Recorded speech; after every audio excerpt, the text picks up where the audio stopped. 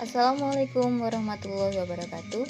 Modul 3.2.A.9 Koneksi antar materi Pemimpin dalam pengelolaan sumber daya.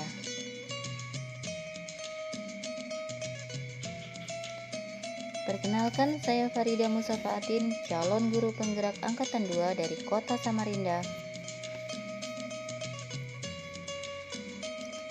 Didampingi oleh Ibu Yuliana selaku pengajar praktik, bersama Ibu Lili Purwati selaku fasilitator.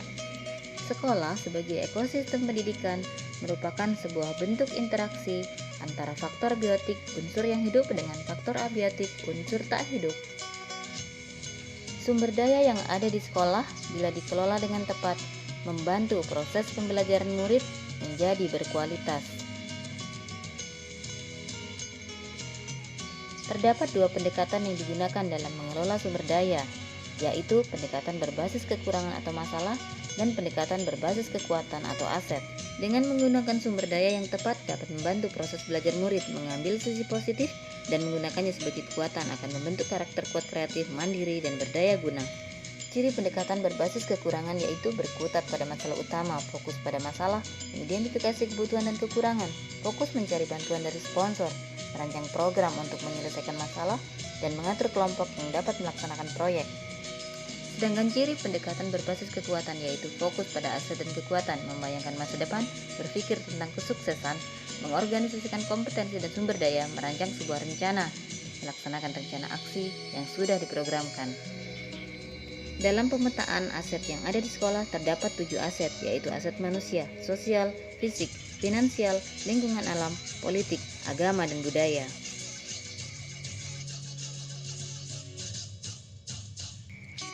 Lalu, siapa yang bisa menjadi pemimpin dalam pengelolaan sumber daya? Yang dapat menjadi pemimpin dalam pengelolaan sumber daya adalah seseorang yang mampu menjadikan sumber daya yang ada di sekitarnya menjadi bermanfaat dan digunakan sebagai hal positif di dalam menunjang proses pembelajaran. Hubungan dengan filosofi Ki Hajar Dewantara menuntun segala kekuatan kodrat yang ada pada anak agar dapat mencapai keselamatan dan kebahagiaan setinggi-tingginya, baik sebagai manusia maupun sebagai anggota masyarakat. Guru harus cerdas dalam mengelola dan menggali kemampuan muridnya, menyesuaikan dengan kodratnya agar dapat nyaman dan bahagia dalam proses pembelajarannya. Hubungan dengan nilai dan peran guru penggerak. Nilai guru penggerak yaitu berpihak pada murid, mandiri, kolaboratif, reflektif, dan inovatif. Menjadi nilai positif yang digunakan untuk mengelola sumber daya agar tepat guna dan tepat sasaran. Peran guru penggerak menjadi pemimpin pembelajaran di dalam mengelola sumber daya yang ada di sekolah.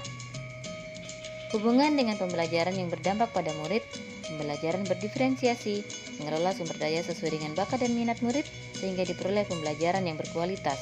Kompetensi sosial emosional atau KSE diperlukan dalam membantu menanggulangi stres ketika mengelola sumber daya dan pengambilan keputusan.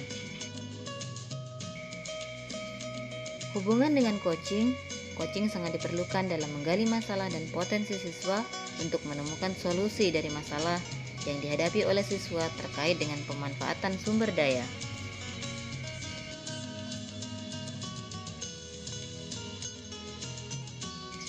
Hubungan dengan dilema etika, yaitu berhubungan dengan prinsip pengambilan keputusan dan 9 tahapan pengujian pengambilan keputusan.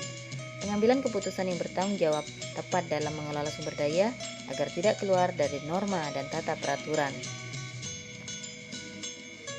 Hubungan dengan inkuri apresiatif tahapan bagja. Tahapan bagja merupakan langkah penting yang harus dilakukan oleh seorang pemimpin dalam mengelola sumber daya. Seorang pemimpin dapat mengelola sumber daya dengan tepat sesuai dengan tujuan visi dan misi yang telah diprogramkan dengan memanfaatkan kekuatan yang dimiliki baik oleh individu maupun oleh sekolah. Kesimpulan, mindset saya berubah. Sebelum mempelajari materi, selama ini pola pikir yang berkembang dan digunakan selalu melihat dari kacamata masalah.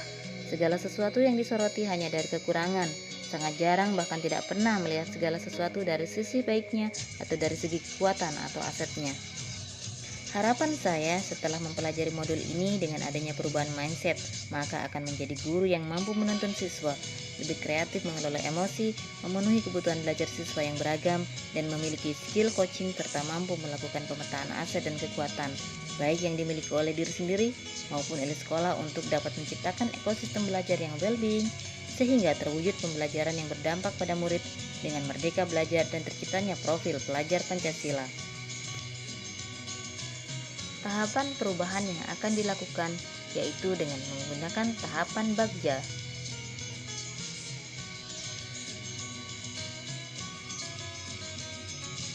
Buat pertanyaan utama. Berikut ini adalah daftar pertanyaan dan daftar tindakan yang akan dilakukan.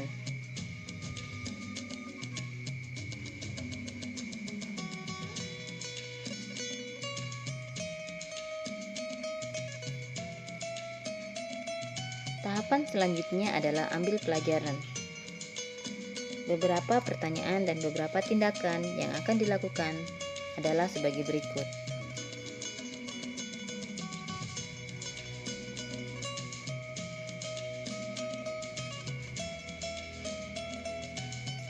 Tahapan bagian selanjutnya adalah gali mimpi. Kami juga telah menyusun daftar pertanyaan dan daftar tindakan yang akan dilakukan.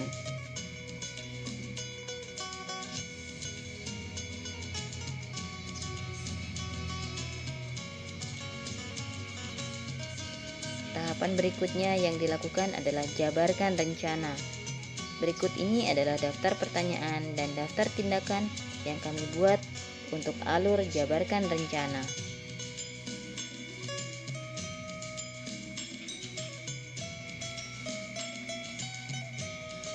Dan yang terakhir adalah atur eksekusi.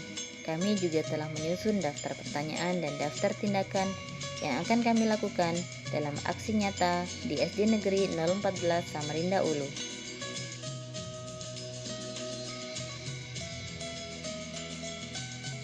Demikian video saya kali ini, semoga menginspirasi. Terima kasih, salam dan bahagia.